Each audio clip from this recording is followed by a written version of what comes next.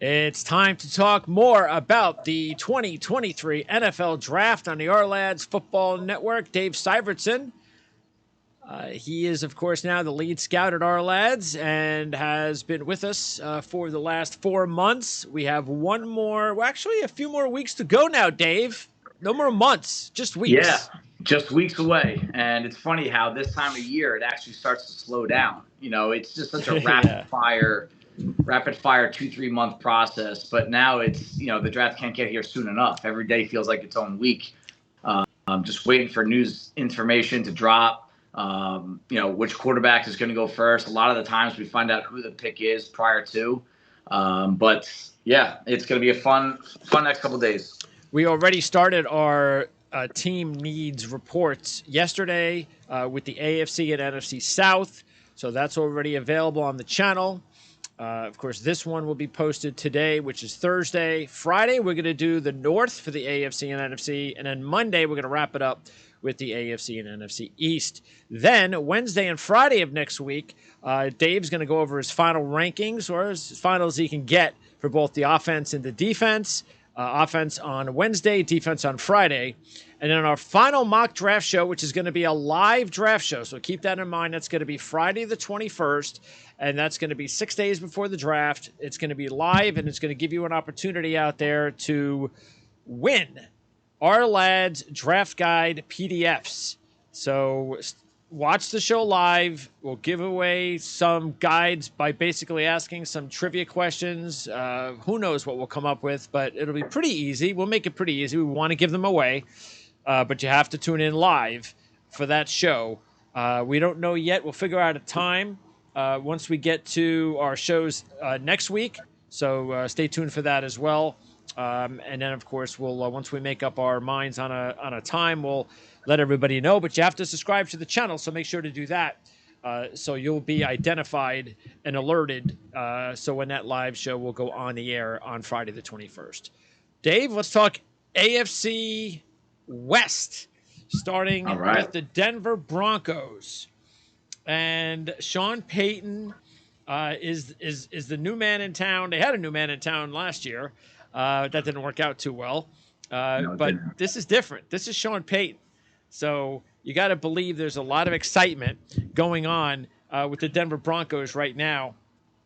And taking a look at a few of the things that they have to do. First of all, we know that even though Russell Wilson didn't have a great season, we know he's not going anywhere.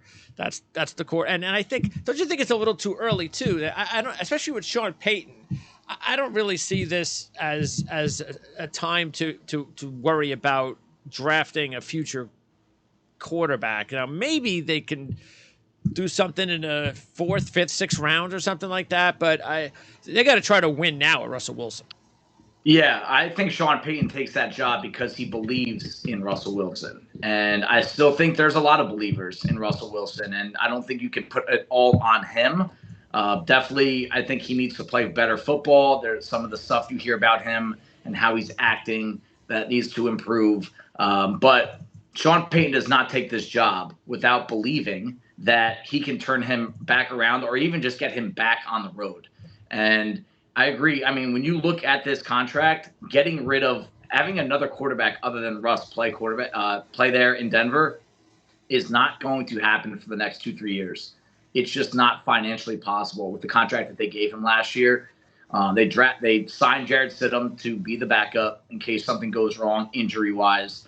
But they're not going to draft a quarterback this year with the idea that they'll be having a new starter within a year or two. That's not going to happen. This is Payton and Russ.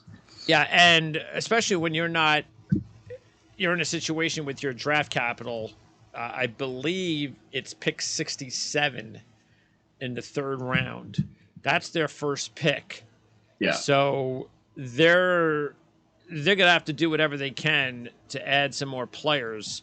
I'll tell you what, this roster, when I went over some of these needs and just breaking down, every team needs something, right? But Denver, this is a good roster. There are holes. Yeah, they were close to winning, how many of those games went down to the wire that they lost 90% of them? with a quarterback that was playing about 40% of what you think his real capacity is. Like, I don't think we even saw half of what Russell Wilson was in Seattle. Yep. And the question is, how far back up can he get? But if he just plays a little bit better, that this team is above 500 because the roster is good, and they missed their number one running back for most of the year. So, and that Tim Patrick ACL injury that happened in training camp, that was a bigger injury than people thought. That guy is a big part of that offense, and I think Peyton knew exactly what he was doing when he chose Denver. That he knows that this team can win even in that division. You take a look at the rumors around Jerry Jeudy and maybe even Courtland Sutton, and I do believe them, because when you don't draft until the third round, you got to decide if we're going to try to make this team better this offseason through the draft. Well, you have one of these two guys, especially with Patrick coming back, where it just would not be a surprise, especially considering Jeudy, they have to decide on pretty quickly, pretty soon, on whether or not he's going to get a big contract. And they might decide, well, this is the offseason to trade him away. The team who gets him, it's up to them if they want to give him a new deal, but they don't have to for another year. And that makes the trade a little bit easier for the opposition to take in a player and then give up maybe a late first, second round pick at the worst. So we'll keep an eye on that. So that could happen on draft day. It could happen in the next couple of weeks. And I actually think it's going to happen. And I say that too because they brought on Callaway.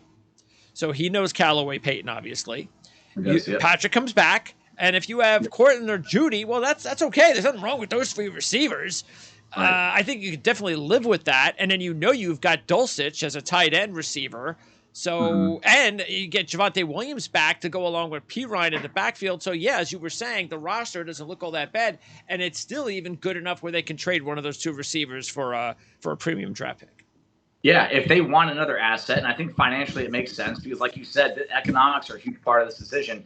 Every decision that you make for this roster, whether it's the draft or free agency, is going to come down to economics because of what you're paying Russell Wilson. And because that contract is so massive, you're going to have to find creative ways to save money. So they might not be able to afford Jerry Jeudy at some point. And like you said, I mean, this is the time to trade him because if you are the team taking him on, you're not paying him premium money. The one issue that Denver's going to have is I don't think we've seen the best of Jeudy yet. It's still projection based. And I agree. Anyone that takes him on, it's still going to be a little bit of a gamble because, he has dealt with drop issues. We've seen multiple lower body issues, and he came into the league as a bendy, kind of unstable lower body athlete originally. And that can be an issue for a receiver that was so based on the ability to get open, run routes, get vertical. So it's going to be an interesting situation to follow. I'm sure they've already made their mind up with what they're going to do there. We just don't know it yet. As far as the only big hole, though, on offense is right up the gut. Now, this all depends on what they think about Wattenberg. So it's the same GM. So, look, how surprised were you that they actually used the fifth-round draft pick on Wattenberg? But if they like him, then maybe they don't need a center. But if they've had a year to look at now, Kyle Fuller shouldn't even enter into this conversation really anything more than just a number two. And who knows? Maybe it's let these three guys battle it out in camp, and we'll live with that for another year. But if they're looking to upgrade, drafting a center in the third round wouldn't be a surprise. Not at all. And, if you look at Sean Payton's history with New Orleans, when he was there as the head coach, and, he had a say in the draft. I know Mickey Loomis called the final shot, but they dumped premium resources into the offensive line year after year. Yep. And you look at this offensive line, the big contract to McGlinchey, a day 2 pick on Miners, a big contract to Ben Powers, a first-round pick on Garrett Bowles. That is what I think Sean Payton believes in. The one hole, like you said, is at center. And at the very least, there's a competition there. There's 3 guys that can win the job, and you're going to let them battle it out, and that usually brings out the best in all 3. I think they can go into the season with one of these 3 guys. And I don't think you can go into the draft saying we're going to find our starter that's better than these 3. So I don't see them using a pick on a center, even though I do consider it a need. On defense, edge rusher is definitely a priority because, I mean, you look at it, they've got, and it's interesting too, because just a couple of years ago, I mean, they had a smorgasbord of edge rushers. And now they basically don't really have any. I mean, Browning, you still don't know what you have there. Right. Benito, he's still too young. And Gregory, you just can't count on. So he's volatile. Yeah, Gregory is volatile. Browning is still relatively new to the outside linebacker edge position, and you don't know. He didn't hold up for the entire year. You don't know if he can all of a sudden take on that kind of position and last all year. And Benito, I think he was drafted. I think you're going to get exactly what you thought you were going to get out of him, a rotational piece, not an every down player. And I think that's definitely my number one need for this defense. If you get the best out of Randy Gregory, then hey, you have an embarrassment of riches if him and Browning can hold up. But you're talking about two major question marks on the outside. Yeah, they need Benito to break out. That's what they really need. They're set on the inside with the Singleton move. On the defensive line, that's another look. They need the two picks from last year. Just like you said with the center, they need these two picks to step up, especially the kid from Iowa State. That's somebody that has the potential to step up. If that's what they're counting on, then I think they could live with it for another year. But, that all depends. So I think they're okay there. I don't think this is the year that they mess with it. They hope those 222 draft picks will give them an idea of what they have moving forward. And then you look at the secondary, and, I mean, all in all, it's really not in bad shape. Mathis was again a reasonably high pick, so that's there. You got Williams, and he's okay, and then you have one of the better corners in football, and it's up to Stearns now. Does Stearns win the job? Turner Yell might even battle for playing time, and you have Justin Simmons. So, I don't think. Look, you could always add a little bit of depth here and there. Maybe if they're not confident Stearns can be the guy. If they want a nickel back, I could see that, but I don't think it's like, we've got a gaping hole in any of those spots.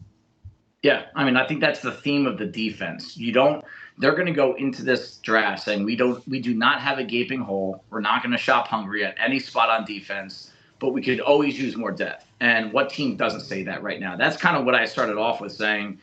You don't really see a gaping hole anywhere on offense or defense right now. That's why I think they're in a good spot. But again, it's going to come down to Russ and how much he can mesh with Sean Payton.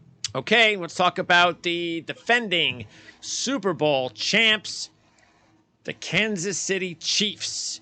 So the Chiefs, I think it's when you take a look at their roster and what's happened in the offseason to date, I actually think it's pretty obvious that they have one big question mark, and that's at right tackle.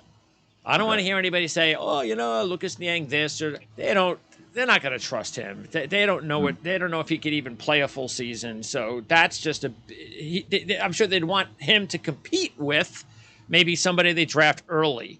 So I think right tackle's a spot because the rest of the line, Juwan Taylor now is going to. Now I don't know. Do you think that did Juwan Taylor? And I don't know. I didn't find this out, but I don't know if Juwan Taylor signed with Kansas City and it was like, yes, we're going to play you at left tackle, or hey, I'm just signing with you. I'll play left tackle or right tackle. I prefer to play left because because Kansas City could decide either way. I mean, who knows? Maybe Taylor moves to right tackle and they draft somebody that they plan on moving to left tackle either this year or next year.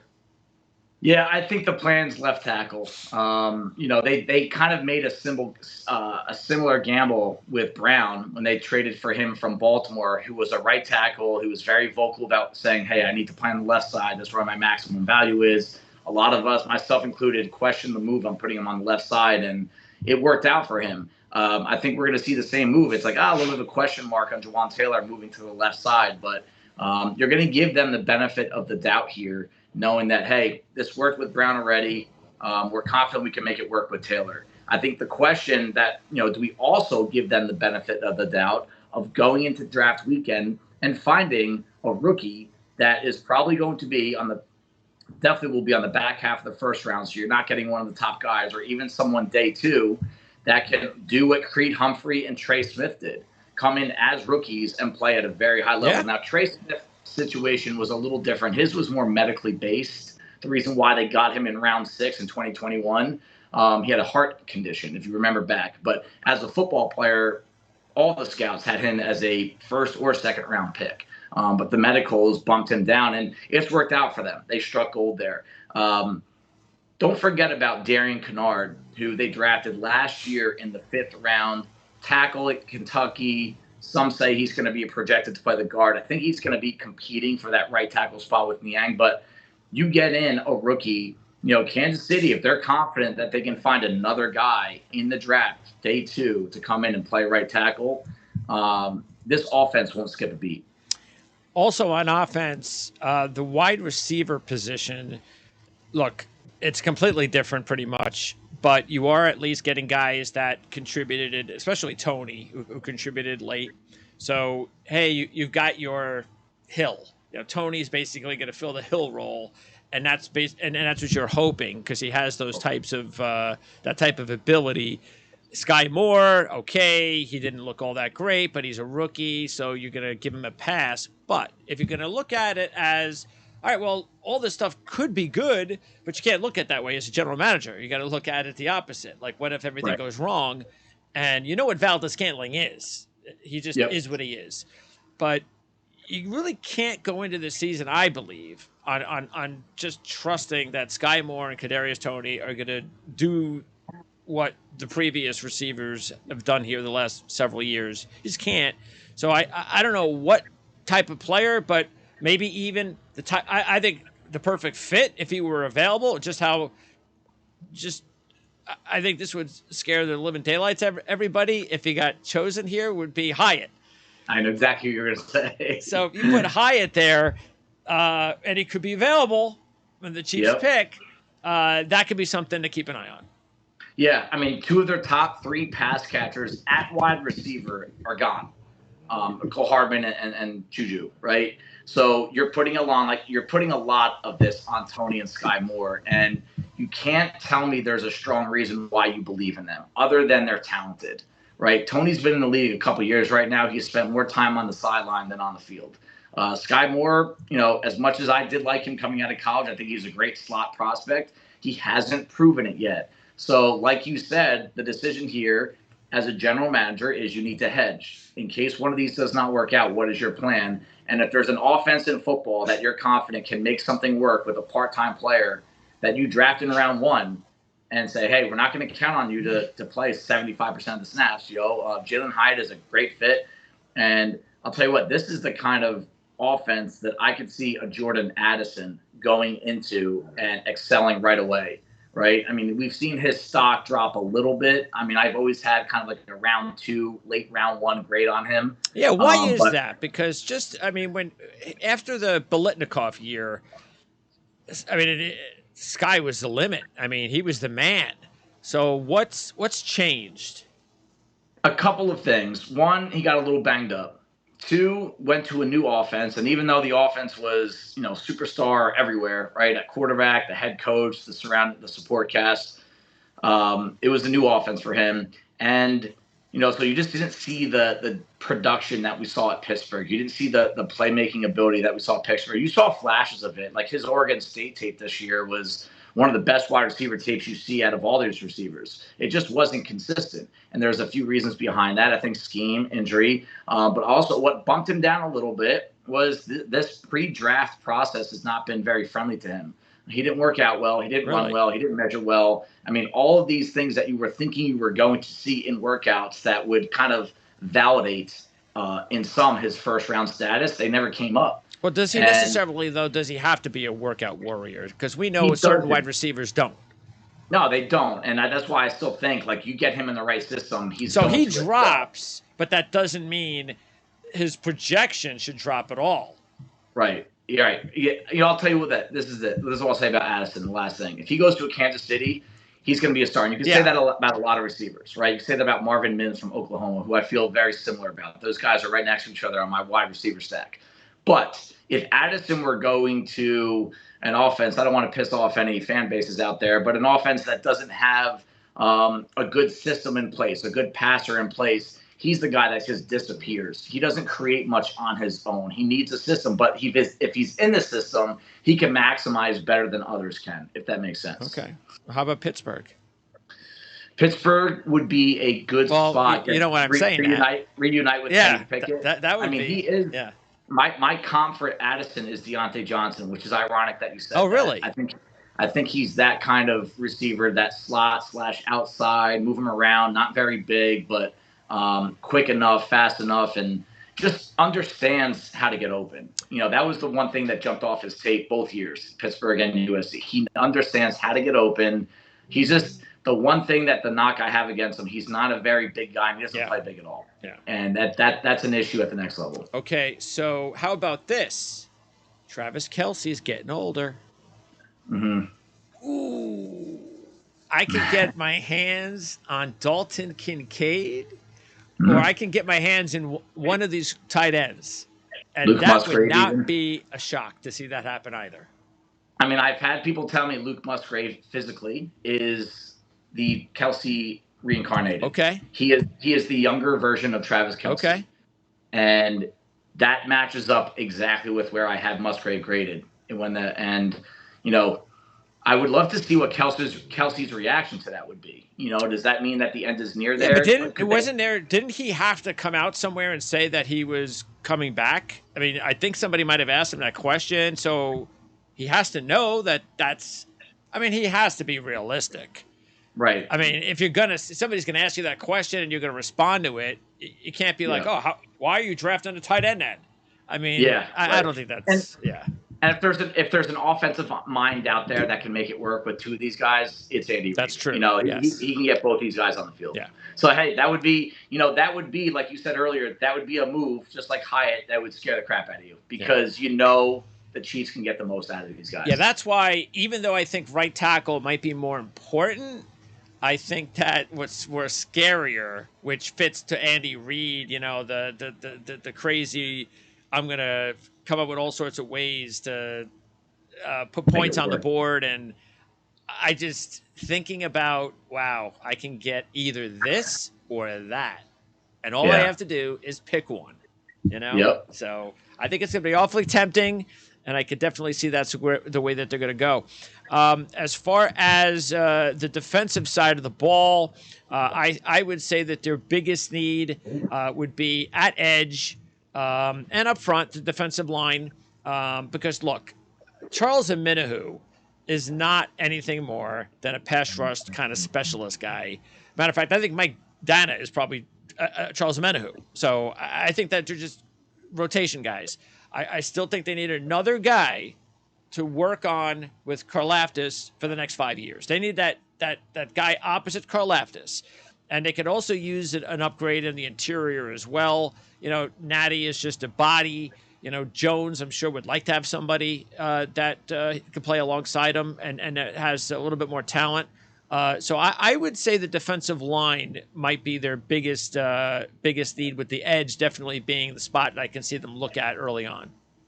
Yeah, I had DL Edge as, I just kind of meshed them two together. I know they're two different spots on the R-Lads team reports. And I just have DL Edge as the next spot after receiver tackle as well. I personally like Omenihu. I do think that he's a drop-off from Frank Clark. So I do think they went backwards there. And I do think no matter what, you're going to need to add some depth.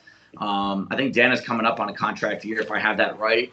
I think the loss of Kalen Saunders, even though he was not a starter, I do think, other than Jones, he was their best interior pass rusher. And I think for you to get another all-pro caliber season out of Chris Jones, even though the guy is dominant by himself, to maximize him, I think you'd want another interior pass rusher.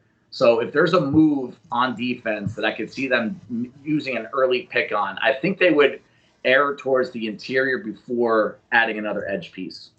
Also, you had really a great job in the last offseason, when Veach, he had to replace a lot in the secondary, and he did a good job of that. He went into the draft, and really it was part of the reason that they won a Super Bowl.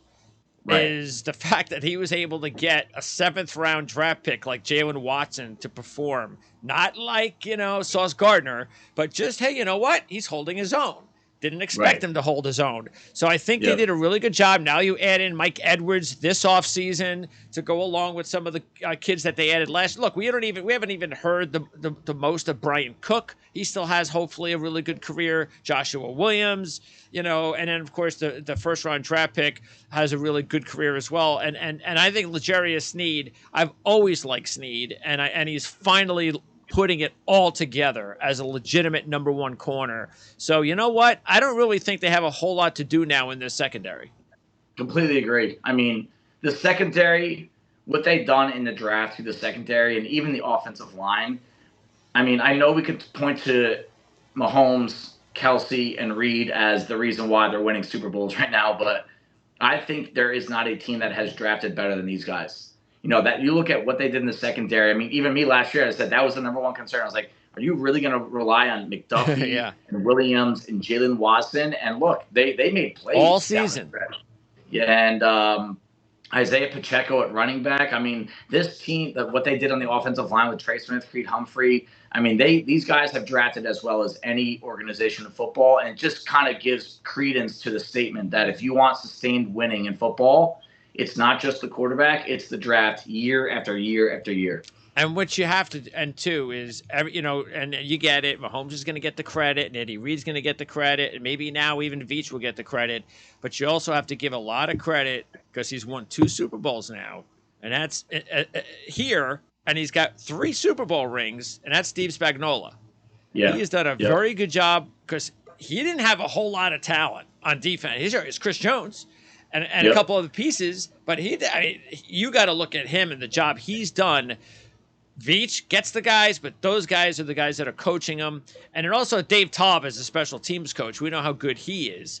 So it takes the whole unit when you have a good general manager and he gives you the players, but the coaching staff has done a tremendous job coaching these guys.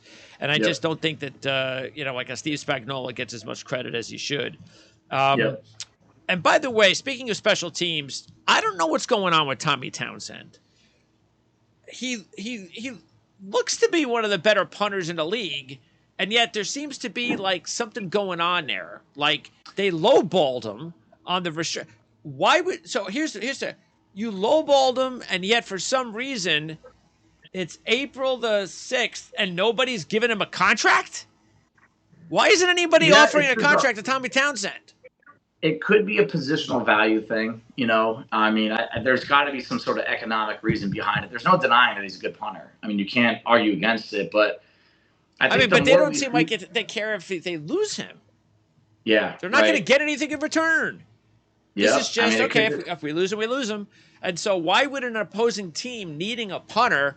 Oh, we'll give you, but maybe Townsend's looking for, we'll wait on more. We'll wait on more. So maybe they're waiting for a specific deal to come in, but I can't imagine he's going to be there. Yeah, I mean, I think that the Kansas City, their stance on it at least is this is partially what happens to your roster when you have to start paying your quarterback $40, $50 million a year. This is when you start to see the Mahomes contract eat up 25% of the cap. So, in the past, it hasn't been that way. So there's just little things that, I think positional value is huge with a lot of these, the way of the NFL front offices now, it's less about football, more about algorithms and economics. And you see guys from Wall Street coming in and taking over football teams, right? I mean, it might be less about the football to some. Whether you agree with it or not is not the discussion. That's the truth, that a lot of teams, they might just have a very objective value on a punter and they won't go above it. Yeah, I guess if you don't punt a whole lot either. That's true. You don't really worry about it. But I think another team eventually is going to say, hey, we need a punter, and we only have to give this guy, I don't know, a few $1,000,000 a year. We could afford that. So, all right. Because, look, you say what you want. You said it. One all right, good. You were saying yesterday about how important special teams is, and that's the thing, is if there's got to be bad teams with cap space, well, this is the perfect guy to get. Put Tommy Townsend on your team. Great point. So, I don't know. We'll see. All right, so that's the Chiefs. Now let's move on to the Las Vegas Raiders. And believe it or not, the Raiders have only had 2 winning seasons since 2002. That's just incredible. That is incredible. And Al Davis cannot be happy. His son's got to be embarrassed about how he's handled this once prideful organization. But look, I actually think they're considering what they've had in the past. I think they've finally stumbled upon a decent pair, a possibility. Get these guys have known each other, Ziegler and McDaniels, and then maybe they'll start to build something here. Because if we take a look at what they've done, they've made a lot of moves already in the offseason. Let's start at quarterback because Jimmy G's here. So what's the mindset? Is the mindset Jimmy G is here because this is going to be our quarterback for the next 3 or 4 years? Or is Jimmy G just a safe holdover guy and I'm going to go out and I'm going to find my quarterback? I believe they're going to move forward with Jimmy G. You just brought up the old school Patriots connection between Ziegler and McDaniels. They bring in Jimmy G, and they had the relationship there. They bring in Brian Hoyer to be the backup. There's a lot of Patriot flavor on this team in general. Fullback, safety, defensive line. I mean, there's a lot of guys that have a history with the Patriots organization. And if you're going to use the Patriots template as something to build from, it's trying to find value in, what they did with Jacoby Myers, signing him at wide receiver. And I think Jimmy G is the value signing of the offseason for them. Even though it's an expensive value, you're paying below market price for your starting quarterback. And even in New England, you didn't have a superstar quarterback that was overly talented like your Anthony Richardson. You had a guy that could play within the system, perform when it mattered most. What you like or what you don't like about Jimmy G, the guy has won a lot of football games. Oh, absolutely. To me, it's just about injuries. That's all it is. Right. I don't knock him for not being Tom Brady. He can't stay healthy. Right. And I just think this is the system for him. Even though, a quarterback that does not play well in Shanahan's system is probably more fault of the quarterback. But I think this is the environment, I should say, for Jimmy G. A little bit more comfort and, just some of the moves that they made, even at tight end this year, by trading Waller and bringing in Hooper and O.J. Howard. These are just moves that I feel kind of fit Jimmy G better, and they kind of just scream New England Patriots to me. So I'm really curious to see how it's going to move forward. I think they're trying to win right now. I do not think they're in the quarterback market in the first round. What about second round Hendon Hooker? I'll move into the first round from my second round pick. I still don't see it. I think they're going to commit to Jim. And Jimmy's not a young kid. I think he's over 30 now. But I think but they've got to find somebody other than Brian Hoyer with Jimmy G's history. Yeah. There's no way they're going to go into the regular season when Brian Hoyer is the number 2 quarterback, right? There's talent available at quarterback right now still, so maybe they're not done adding. Maybe they want to see what they can get in the draft. So just a free agent for a year. A free agent. Okay. Yeah, I think another free agent. You can patch together a backup quarterback room after the draft every year. That's always going to be an option. I really do think they're moving forward with Jimmy G as their long-term option. Yeah, I don't. And look, if they're not going to draft a quarterback with their second pick, then they're not drafting a quarterback because you're not going to draft a quarterback, stick him on the roster, and then have Brian Hoyer as your number 2 quarterback. So, right. All right. And then you mentioned the Waller trade. Moreau is still unsigned, so I'm not sure what's going on there. And Austin Hooper, come on. So tight end in this draft class, this is definitely an option at some point.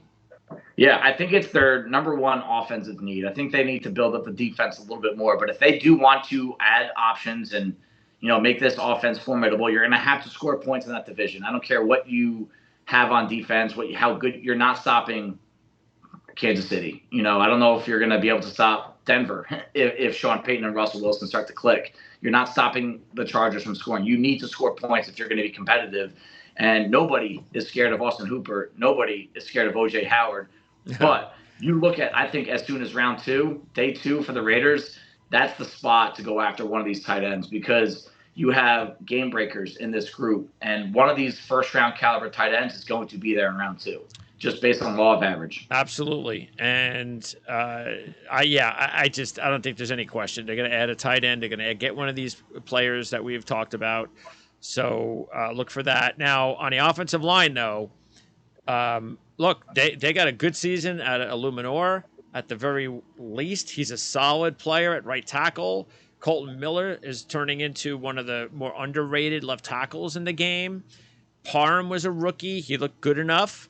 But I think they do have to add at least minimum a high enough draft pick to play either center or right guard.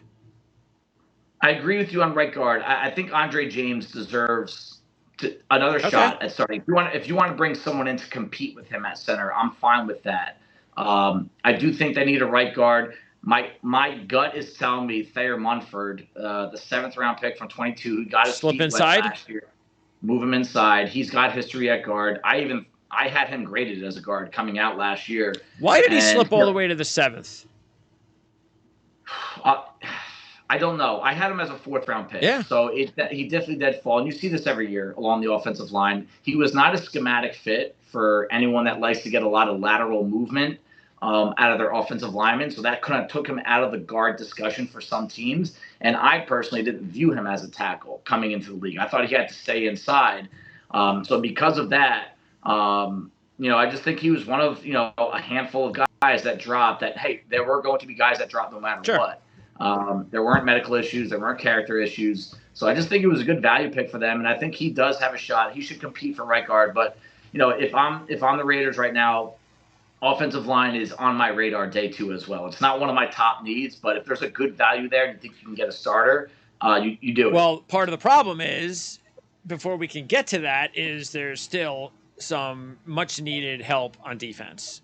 Absolutely. And you're a little bit worried now that Chandler Jones did not come off a typical Chandler Jones year. That was inevitable because the guy was just playing at an elite level for so long. You wonder whether or not that is done, whether or not he's not. And if that's the case, there's no question this team. Look, even if it's not, he's old enough where you need a number 3 anyway. So edge rush is definitely somebody that they have to add. I think they can live with what they have for another year inside. I'm not a big fan of either guy, Tillery or Nichols, but they drafted Farrell. Jenkins is in, so I think they can live with that for a year if they need to. I don't know what they're thinking at linebacker, so they got to do something about, and I know they only play 2 guys, but I would like to see them add a linebacker at some point. And in the secondary, now Duke Shelley had a surprisingly good season last year. I don't like Epps much. I'm surprised Morig has not played as good as I thought he was.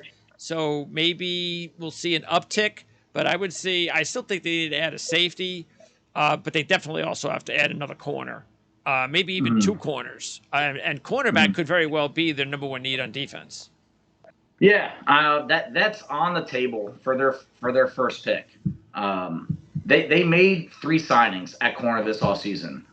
Shelley, David Long from the Rams, Fashion from the Colts.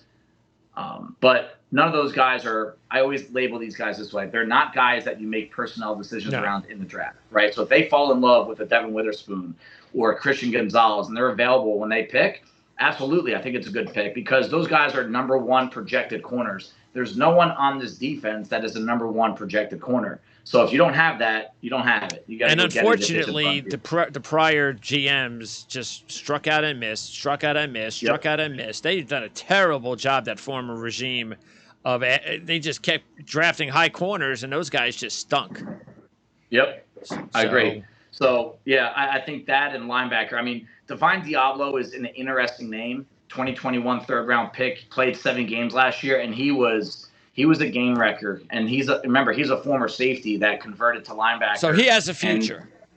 He has a future, but they lost Denzel Perryman, who run defender, but he was an emotional leader of that team. I think there was a little bit more value that met the eye, and signing Spillane from Pittsburgh. I mean that fan base couldn't get rid of him soon enough.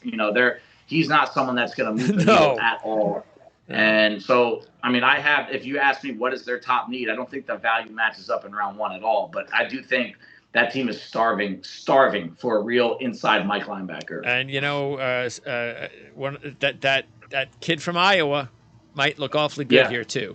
So yeah, round 2. I mean, if he's there round 2, that's going to be a hard guy to look past. Even if you find the tight end you like, even if there's a corner that you like, he's going to be a really tough name to pass on if he's there in round 2. Okay, now let's move on to the final team, the Los Angeles Chargers.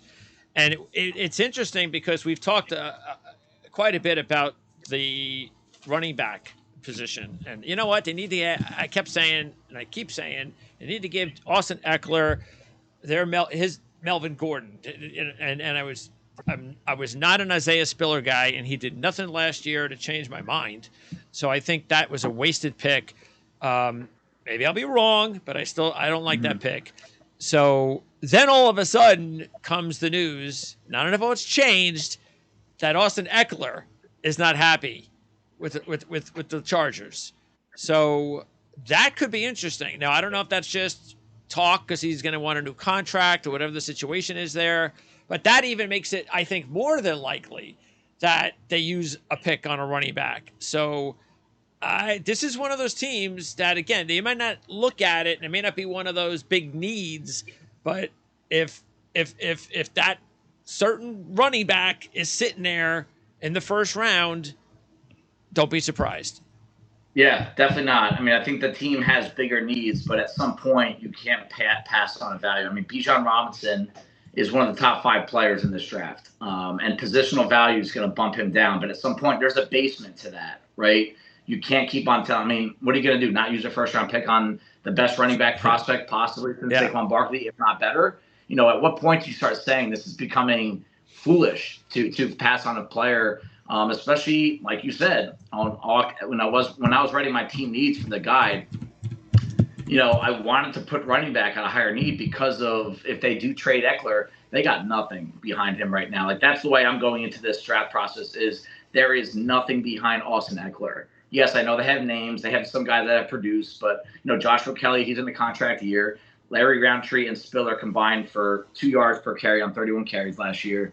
You can't tell me that there's something on that offense that scares anybody behind Eckler. So even if they keep Eckler around, I don't think it's off the table. Well, yeah, so apparently, and I was just doing a little digging while you were talking, that's really what it's about, is that Eckler wants to be there. He just wants a more respectable offer. Yeah.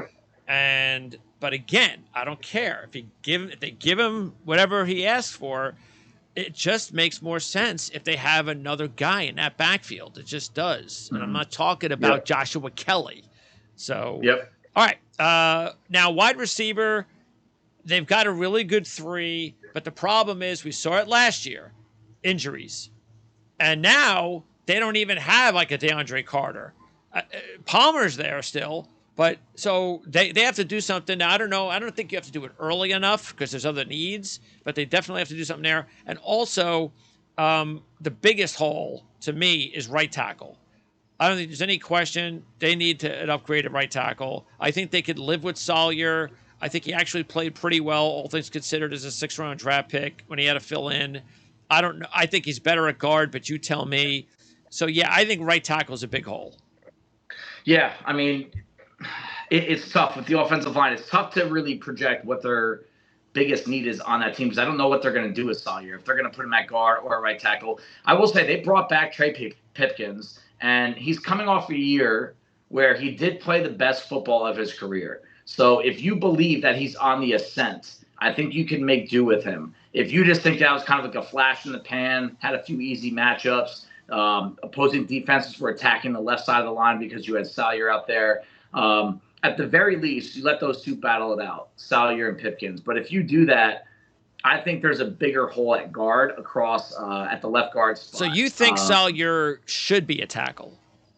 He could be, I would say. You know, so this is where the discussion is. I think that is the question that needs to be answered first before you say, hey, let's go in and get a tackle this year or let's go in and get a guard. I mean, his greatest value might be the 6th offensive lineman. But the question is, because he can credibly play both spots, and that is a valuable piece that a lot of teams wish they had. But The question now becomes he might be one of your top 5 linemen, and you don't want to start the season with one of your top 5 linemen on the bench.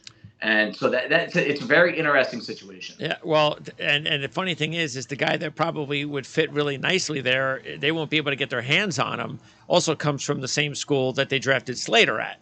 So, but again, no shot. He won't be available. Looking at the defense, they're running the 3-4. Mac, he led the team in sacks because Bosa was hurt, but Mac is not the same player he was a few years ago, and they don't have anybody behind them. So I think at some point they have to add an edge rusher. I don't know. Look, I also think that they could go a long way instead of just these patchwork guys. I think the Chargers could go a long way if they added like a true top 3-4 lineman, somebody that could fit. Because the guys that they have are just okay. They're just bodies, but they don't have anybody up there that scares anybody. And I think that if they find that guy, I think that's something to look at as well. And in the secondary, nickelback looks to me like to be a major hole, and they could probably upgrade at free safety unless they are high that JT Woods can make the step, and that's why they drafted him last year. Okay. Yeah, I mean, I agree with you. My top need on the defensive side of the ball is the defensive lineman. They had the worst run defense in football last year, and they have not made an improvement. Now, you're getting a couple guys back that were injured last year, including who they think is a premier run defender in Tito Ogbonnia from UCLA. Okay. I think he only played a few games before he had a quad injury. So we can say that nose tackle may be okay. We'll pass on upgrading at nose tackle this offseason. Yep. And, Morgan Fox is a guy they brought back. He had 6.5 sacks last year. Sebastian Joseph Day, he had a career-high 9 tackles for loss. But like you said, there's no one that scares. Austin Johnson is just another guy. There's no one that scares the opposition. And I agree that, you can't rely on Khalil Mack and Joey Bosa to be the premier players. Bosa can't stay on the field, and Khalil Mack is now on the back nine of his career. So you're going to need to offset that somehow. And I agree, a pass rushing 3-4 defensive lineman. Who could that be? Would go along. I actually like in this role, not everyone agrees with me on this, is Brian Bresee from Clemson. Okay. I think that's a role he could play really well in because you can move him around gap to gap a little bit.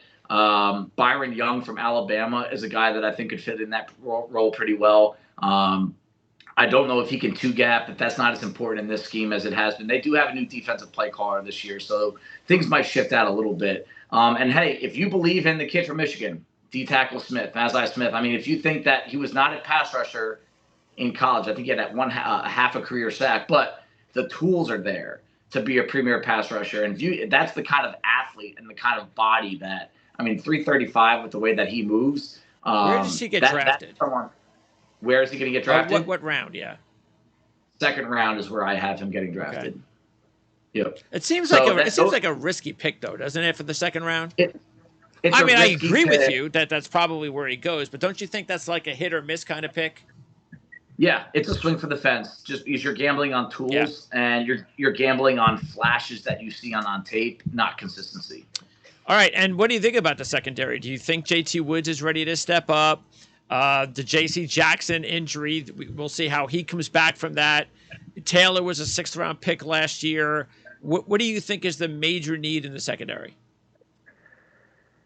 Man, I think an outside corner. I just don't trust Michael Davis. I've been writing up the Chargers for years, and every year it seems like the Michael Davis part of the write-up is the complete opposite of what we've seen in So you think he's overrated? He's not reliable. He's not consistent. I would love to have him on my depth chart. I don't want him starting. Okay. I don't want to go into the year as my starter. So if there's a need there, who plays nickel? I think that's it. Nickel, I like Jasir Taylor. Okay. And I even think Asante Samuel Jr. could end up there down the road. I think you got to keep him on the outside right now because of what you don't have on this team. What are you getting out of J.C. Jackson too? You just don't know right now how he's going to bounce back. So in that division, you can't have enough corners, in my opinion. So that's definitely one of the top needs on this team. Okay, makes a lot of sense. All right, so that is it for the AFC West. Now let's talk about the NFC West. And we're going to start the NFC West with the Arizona Cardinals. A lot of changes going on with the Arizona Cardinals this offseason. New head coach comes in, Jonathan Gannon. This is a young staff, by the way, too. Petzing is 36, first-time coordinator, and then Rallis is only 29, even though Gannon is going to be running the show on defense. So a lot of youth. You have the new general manager there, and they have got to figure out a way to win now. I mean, they're kind of stuck with Kyler Murray in a way. At least I don't know what his contract's like. I don't know if how long they're going to be because it was the whole marriage, and now the marriage is gone. There's a divorce there, and there's one guy standing, and it's always going to be the player. So now the question is how and they can't be really internally totally happy about Kyler Murray the way he's carried himself, and so I'm not saying they're picking a quarterback. I'm just saying that they're going to have to try to build around him for 1 or 2 more years and then go from there. Taking a look overall offensively, I think offensive line is definitely got to be a big concern. I don't think I mean, do you think they feel like they have the answer at center already? No, absolutely not. Froholt is definitely a guy that you want on your depth chart as a backup, but putting him at your week 1 starter at center, I think this is one of the maybe 5 or 6 teams that are most likely to use at least one of their first 3 picks on the center. And then also you take a look at, we talked about the Josh Jones deal, that he played tackle, left tackle for Humphreys. Looked pretty decent, but overall, that shouldn't be his long-term outlook. But Beacham is still there, and he's a serviceable guy. So I don't really think that that's something to worry too much about at this point, because you could probably – what do you think? Is it better for Jones to be inside or to play right tackle? I think Jones' long-term future – I mean, the best football we've seen out of him has not been at right tackle. And but with the way the roster is constructed right now, I like him at left guard right now with the idea of him being a right tackle next year if Beacham's not there.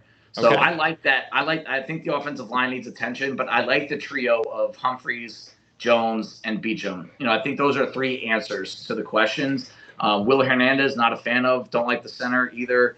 Don't like the depth they have inside either. So even there just is not enough competition. Okay. So I think that's their top offensive need. Center guard, unless they trade DeAndre Hopkins, which is a discussion for another time probably. But I'm assuming he's going to be there.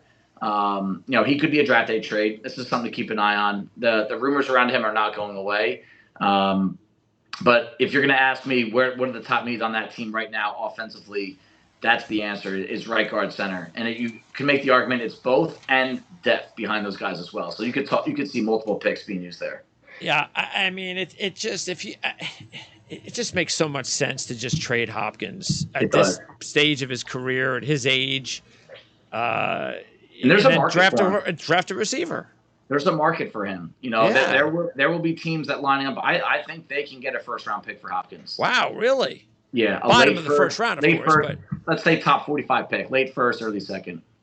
All right, and defense. By the way, do you think Ingram can fit the role as a number 2 running back?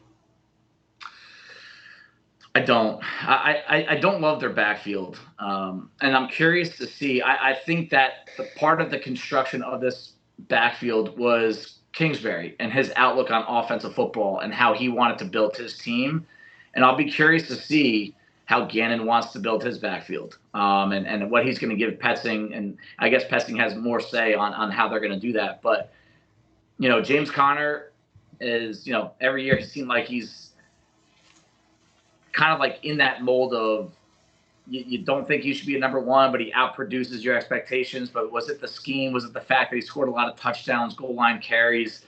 Every time I've watched Arizona, that guy never scares me. I think he's a nice number 2. Keontae Ingram is a nice guy to have on your depth chart, but I don't think he could be a number 1. So I think they're going into this year without a true number 1 back.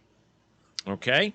By the way, I know we have Arizona down on the Ourlads as a 3-4, but they could be switching to a 4-3, right? I mean, that's where Gannon comes from.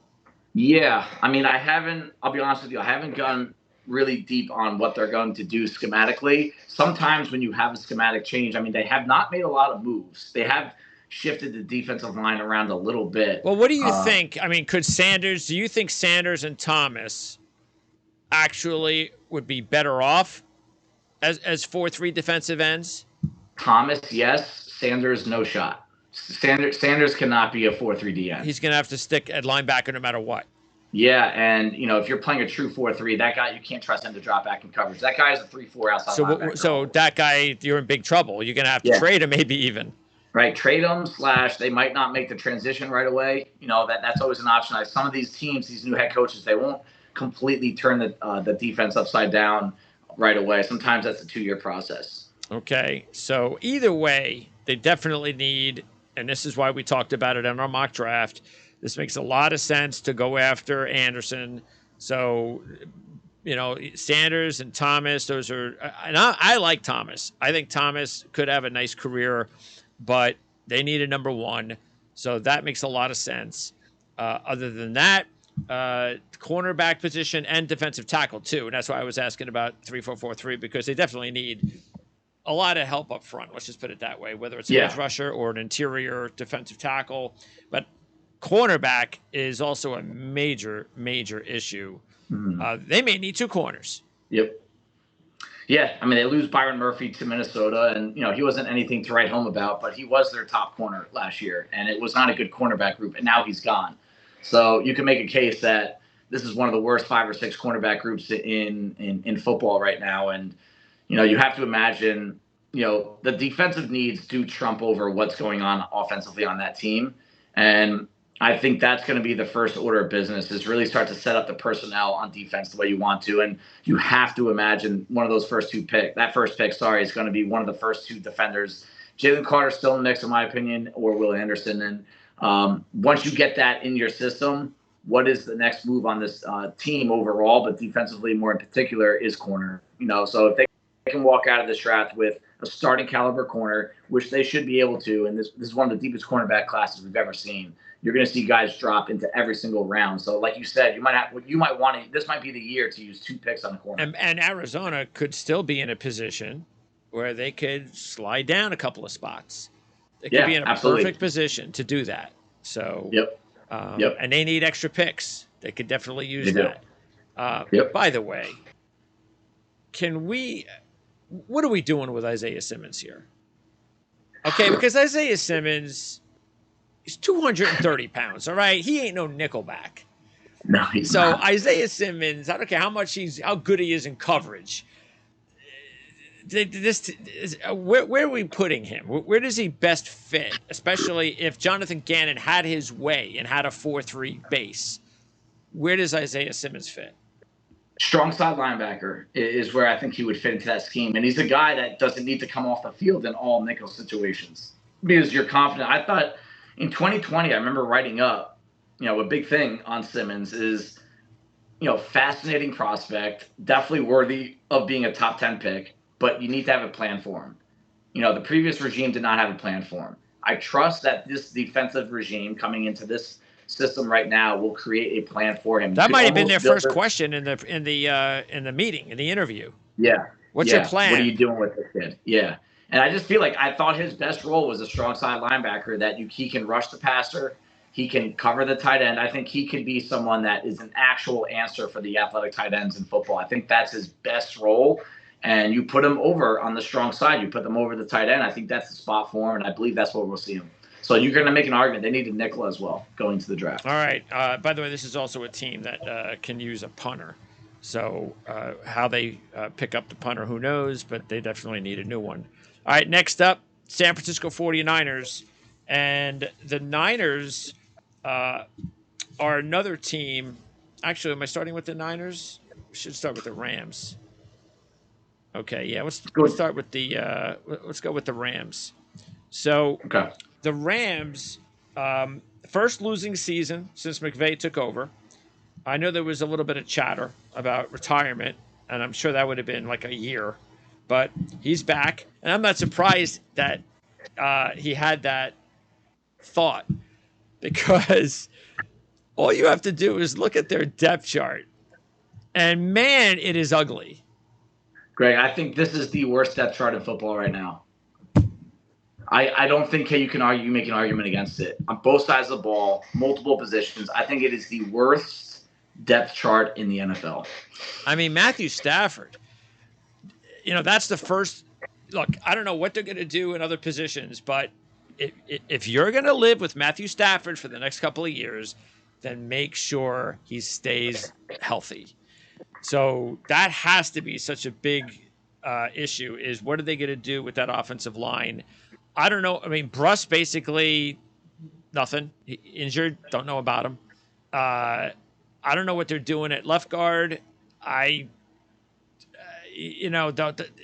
Allen, I guess, is serviceable enough.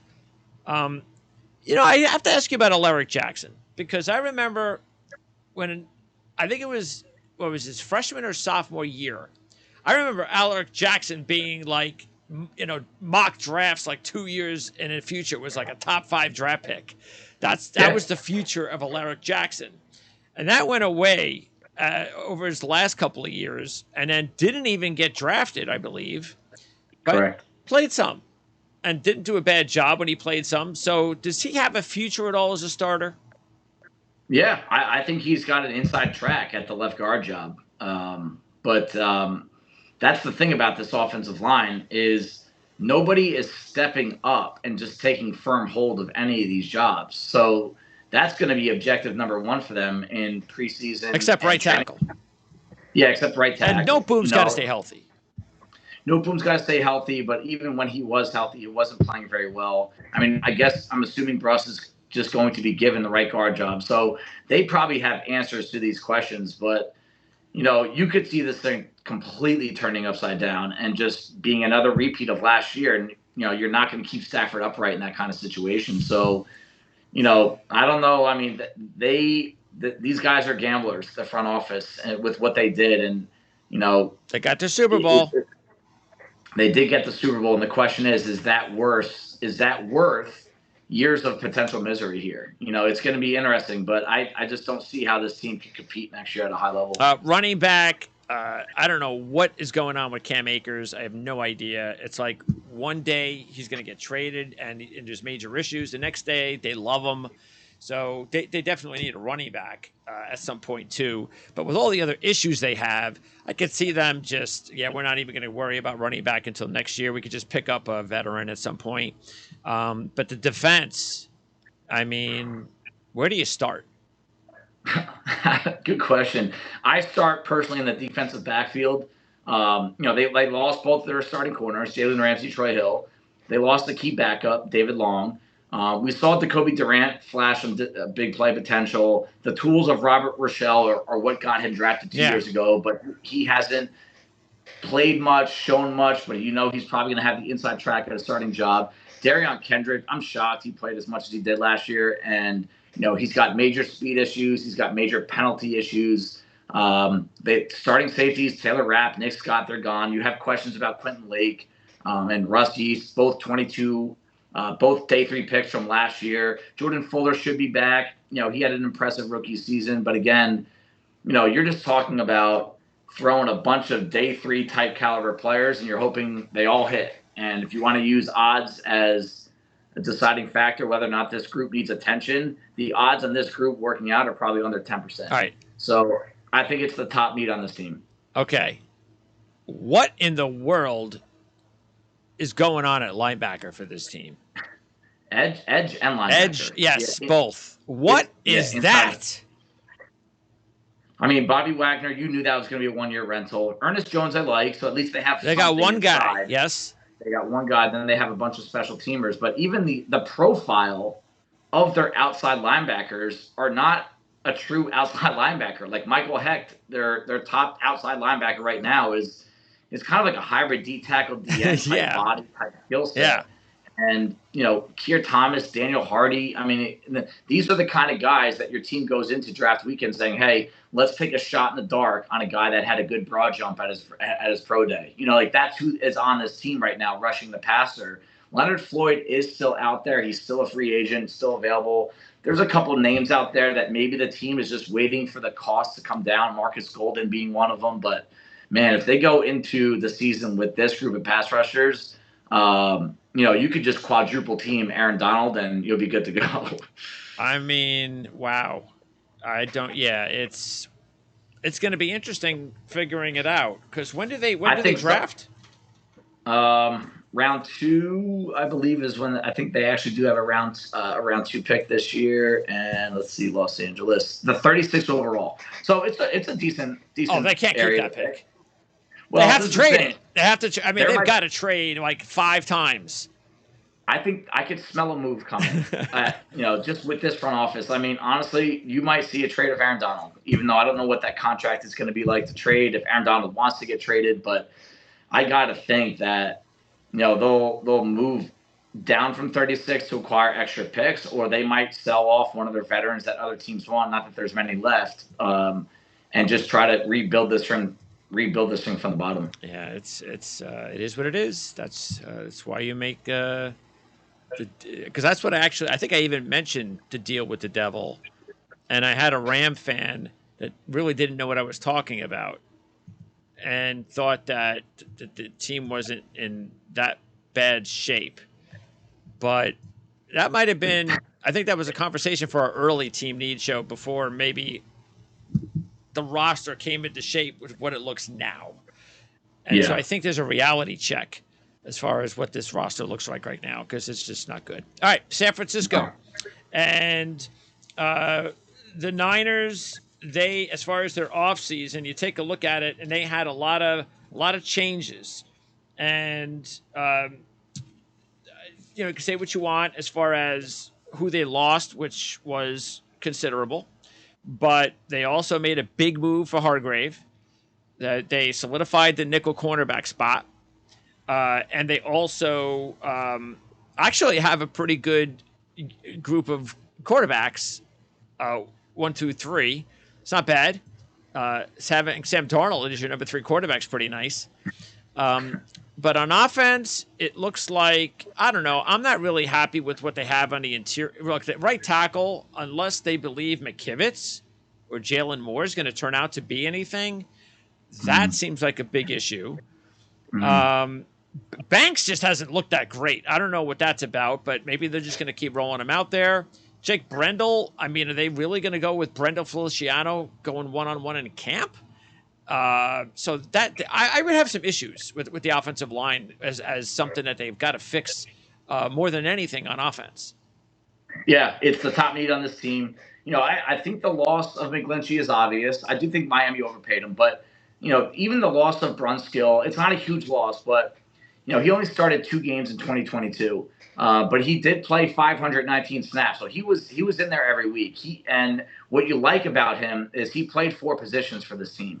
He started at center, he started at left guard, left tackle, and that's the kind of piece we've talked about this a few times with other teams. Like, those backups are valuable that can play a lot of spots. And fortunately for them, I project a lot of linemen coming out in this class that are going to give you some inside-outside versatility. So, no, they have to go and take these guys, but I do think what they need on the offensive line, it's going to be there. And it could be with any one of their first 2 or 3 picks. I think that's where they need to start, because they have a lot. They obviously have a very good team. They have a lot of talent at receiver, running back. They're going to have options at quarterback, but that offensive line is very important, and the question marks that they have are building up now at some point. So I think that's going to be their number 1 priority in the draft. Yeah, it just shows you, though, how a system and coaching can mask some offensive line issues talent-wise. Absolutely. But yeah. I'm sorry, but you just take one, like your number 2 guy out, and I just think it just fall. I think it could have a domino effect. They have got to figure out to add one more key player, not just a piece, but a key guy in that offensive line. Could be at guard, could be at right tackle. But like, if they were to go into the regular season without an upgrade on the offensive line, I just can't imagine how that won't be a big issue. So, agreed. All right, yep. Defensively, you look at it, and really, to me, I think it's just about depth. I mean, this is a really good defensive looking roster. Greenlaw stepped up last year. I guess you could say what you want about Lenore, whether or not you feel comfortable with him. Um, as a fifth-round draft pick, I think he played okay. I don't know about what they feel about Ombre Thomas.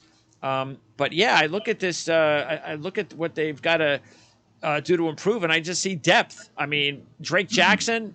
I guess you have to count on him to take a next step in his evolution, which I think he could. Farrell was a disaster for the Raiders. Maybe he could find a home here, but he's not an answer. So, what do you think would be the biggest need? Would it be corner, outside corner, or edge rush? I think it's going to be corner. If I had to, just because of the resources that they put into, they reunited Farrell and Austin Bryant, former teammates at Clemson. Not that either one of them has earned a top spot, but I like Drake Jackson. I think that he's going to be an answer for them. I think he's going to be the starter out of that group, and I think he could do it at a high level. I love Javon Hargrave. I love that signing, and combining them with Arik Armstead and Nick Bosa. I think the front is okay. I think that the attention needs to be on the back seven. They lost a key backup, linebacker Al-Shaair, to Tennessee. They are strong with Warner and Greenlaw, but when those two guys go down, and they both play violent football, both of them, he stepped in and played at a really high level. They don't have that. They signed Oren Burks from Green Bay, but they don't have that behind those two, Greenlaw and Warner, the guy that's going to step in once one of them gets hurt. And the linebackers are a big part of that defensive scheme. I'm not sure how much is going to change. They lost Salah to the Jets. They lost Ryans to the Texans. So I'm assuming things will just kind of stay status quo there schematically. So that could always change this answer a little bit. I think Lenore is not secure enough in my eyes to be considered their number one or their number two corner across from Ward. The Jimmy Ward departure for Houston, they did sign three veterans, for three of them combined, for less money than what Ward signed in Houston.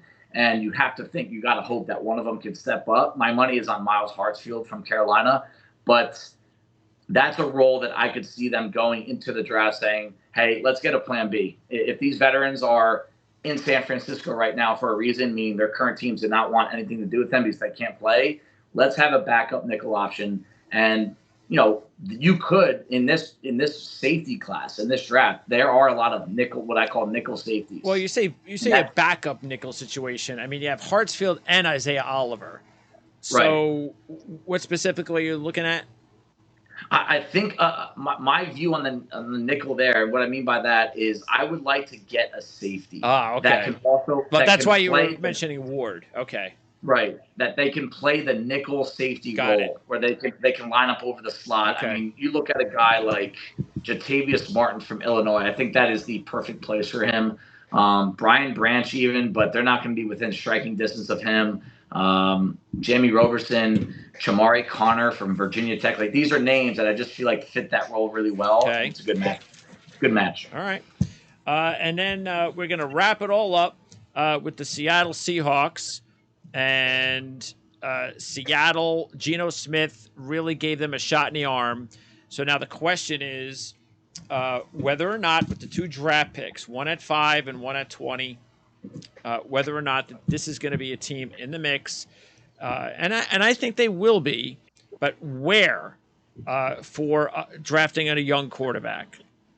This could definitely be a good spot for someone like Hendon Hooker. A developmental guy. Don't have to rush him, even though he's older, but you don't have to rush him because you kind of feel like you got a couple more years with Geno. You should feel comfortable with Geno for a couple more years. And if for some reason he reverts to a bad Geno next year, well, then maybe as long as you draft the quarterback this year, then you've got someone ready to go for 2025 or 2024, the earliest. So I can definitely see that happening. I don't know what quarterback fits the best, but again, we mentioned Hooker, especially. I mean, who knows? They got the 20th pick, so that's not out of the question. As far as the rest of the offense is concerned with Seattle, I would say the slot position is an unknown factor, of course, with Eskridge. Don't know what you got there. I'm sure they're hoping he's going to finally take over, but if he's not, you really don't have any options after that. So that's got to be taken care of. And also the right guard spot. The right guard spot is a hole on the offensive line. I like the signing of Evan Brown. I think that was a player that was in a tough spot because that was a very good offensive line at Detroit. I think Brown could do a good job now as a starter, but Phil Haynes has got to go. Mhm. Yeah, I mean the top need offensively is the top team on the team is the offensive line, same as you. Yeah, Phil Haynes has 5 starts in 4 years, so this guy's been around a long time, and they've been putting guys in front of him like a rotating door, a revolving door for years. So you know what the team thinks about him.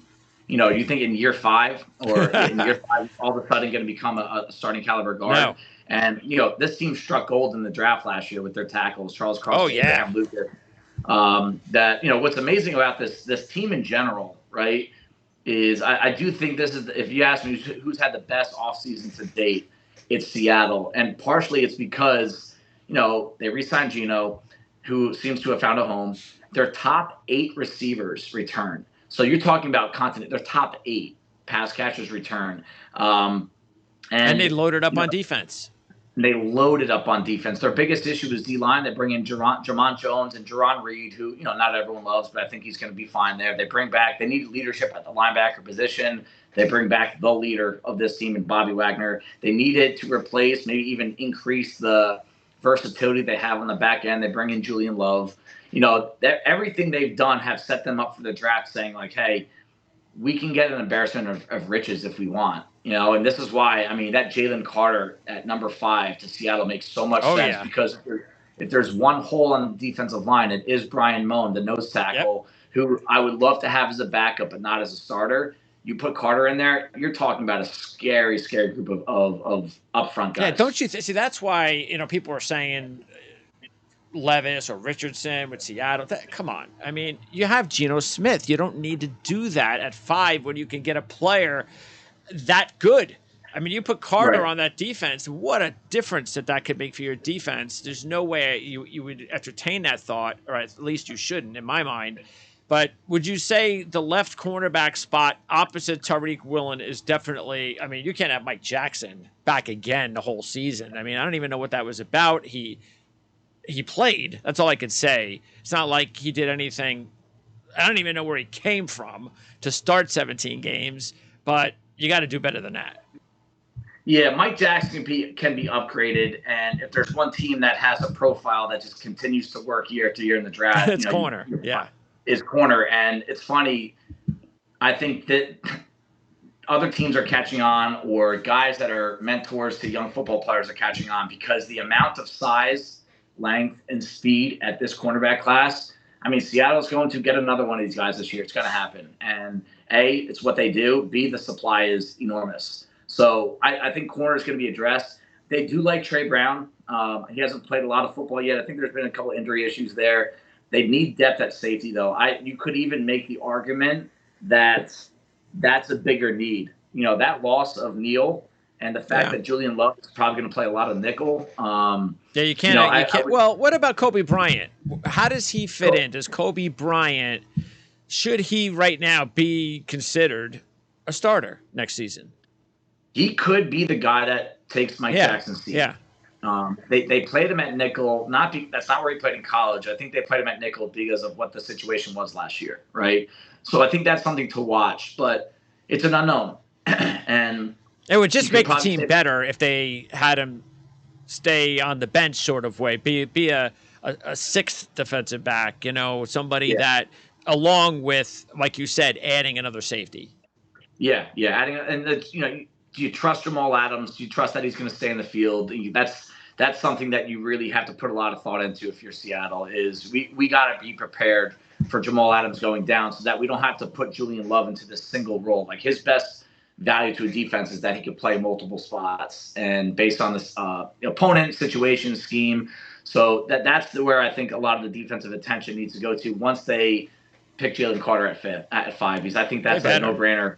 It's going to happen. I just don't see it. It's such a Pete Carroll move too. Any character issues that some have, let that guy be a badass and just kick the shit out of people. Yeah, that put it, and then use your second pick in the first round, possibly on a corner or safety or somebody that fits that role. Unless, of course, again, no problem if you went ahead and used that on a quarterback, and then you could always use your second round draft pick on a defensive back. Hey, if I'm not even going to discount the possibility that Will Levis falls, Yeah. and if he's if there's one quarterback that I can see falling, it's going to be him into like the 20s, maybe even the top of the second round, or and that's a team that I think would be a good fit for him. Let him sit behind Geno for a year and see if you can figure out some of the shortcomings that he has. And they have a couple of intriguing kids that were undrafted free agents that might get a shot in Isaiah Dunn and Joey Blunt. I Yeah. know Dunn went pretty long at Jets training camp last year, Yep. and he had some moments. And Blunt had a very good college career, as you know, at Virginia. So those are a couple of guys that maybe you want to keep an eye on that might have, they might be able to participate on the team next season. Not anything more than that, but maybe they could be part of the secondary depth. Cool. Okay, so that is going to wrap it up for our AFC and NFC West report on team needs for the 2023 NFL Draft. Tomorrow, on Friday, we are going to turn our attention to the North. And then on Monday, we'll wrap up with the East. So what's up? What's the latest on what we're going to see at our lads as far as the website is concerned, Dave? So I think once we're done with these, all the depth charts, we'll be kind of reposting and updating all the team needs that go below the depth chart. That's right. We'll post the video of all these. That'll right. go in there. Because that's still old. Those are the early team needs. Yeah. Yeah, our 7th-round mock draft comes out pretty soon. That's going to be in the guide. I actually just got a package. I wonder if those are the draft guides. So I'm going to go check it out. But on the website, I'm going to put out my personal top final 96 going to the draft. That's the thing I keep posting that may not even fall in line with what our lads has in the guide. It's going to be my personal top 96. So look out for that. Awesome. Looking forward to doing this again tomorrow, Dave. Yes, sir. I'll see you tomorrow.